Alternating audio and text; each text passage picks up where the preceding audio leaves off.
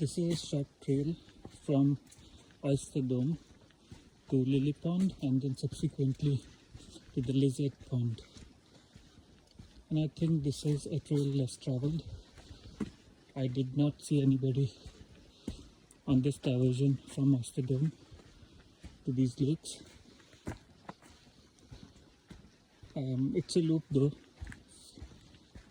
So when I come back, I will make a loop and then go down the Oyster Dome trail from the other side of where I came from, back to the parking lot.